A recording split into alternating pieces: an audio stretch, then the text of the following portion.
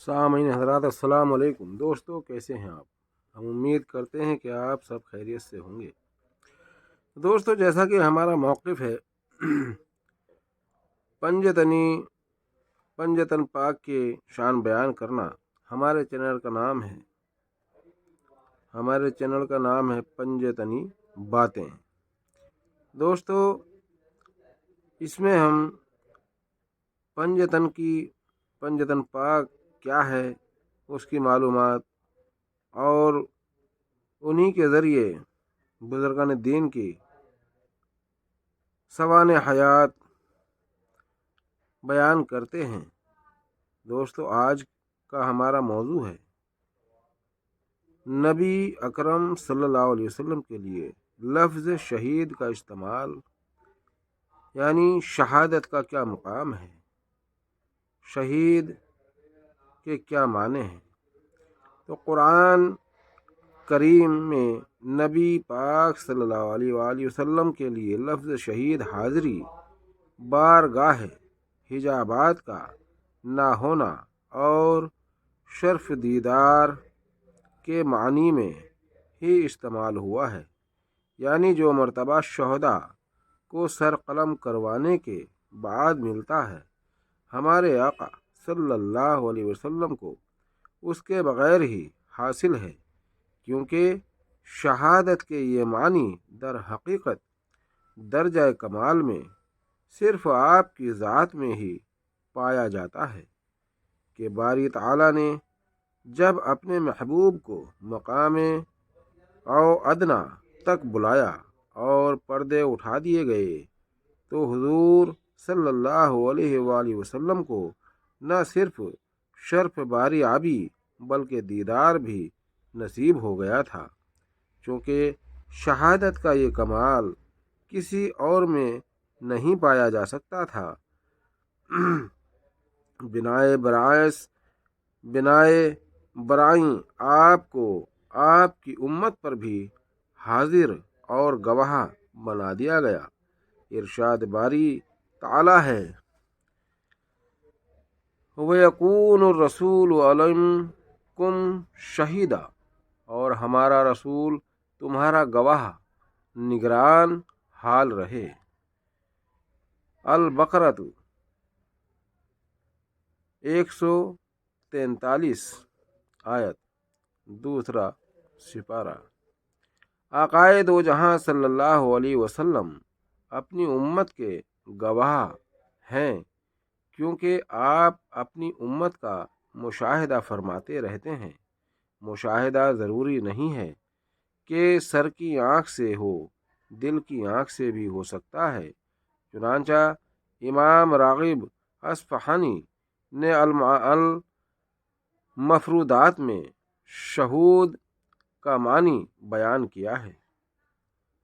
شہود اور شہادت مشاہدے کے ساتھ حاضر ہونا ہے، خواہ یہ مشاہدہ بصارت کے ساتھ ہو یا بصیرت کے ساتھ۔ شہید مر کر بھی زندہ کیسے ہوتا ہے؟ دوستو شہید پر جب جلوہ حق آشکار ہوتا ہے اور اللہ تعالیٰ کے حضور اس کی روح کو پیش کیا جاتا ہے تو اللہ تعالیٰ اس پر ایسی تجلی نور کرتا ہے جو اس کی روح کو چمک، تاثیر اور قوت عطا کر دیتی ہے، اور یہ روح باوجود یا کہ بدن سے بہت دور مقام العین میں ہوتی ہے، مگر جسم کو قبر میں صحیح و سلامت اور تر و تازہ رکھتی ہے، جیسے کہ سورج پودے سے کروڑوں میل فاصلے ہونے کے باوجود اپنی تپش اور اثر سے زمین میں پودے کو زندہ سلامت رکھتا ہے۔ جب بندہ اللہ کے لیے مر جاتا ہے تو اللہ تعالیٰ اپنے دیدار و وصال اور رضا کے لیے اپنی جان کا نذرانہ پیش کرنے والے اس بندے کی روح کو وہ نور، چمک، تاثیر اور قوت عطا فرماتا ہے کہ کروڑوں سورج بھی اس کے سامنے ہیچ ہوتے ہیں۔ چنانچہ اللہ کے بندوں کا جسم زمین پر رہ کر بھی روح کے فیضان سے تر و تازہ اور ابدالہ بعد تک زندہ و سلامت رہتا ہے۔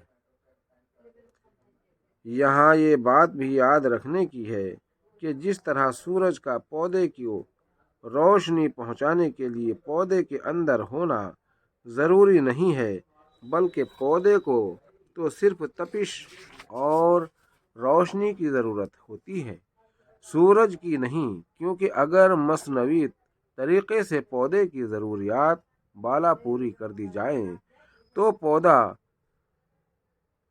نشو نما وار نقا میں سورج کا محتاج نہیں رہتا۔ اسی طرح روح جسم کے اندر رہے یا باہر برابر ہے، کیونکہ جسم کو بھی روح کی ضرورت نہیں بلکہ اس اثر کی ضرورت ہے جس سے جسم سلامت اور تر و تازہ رہے۔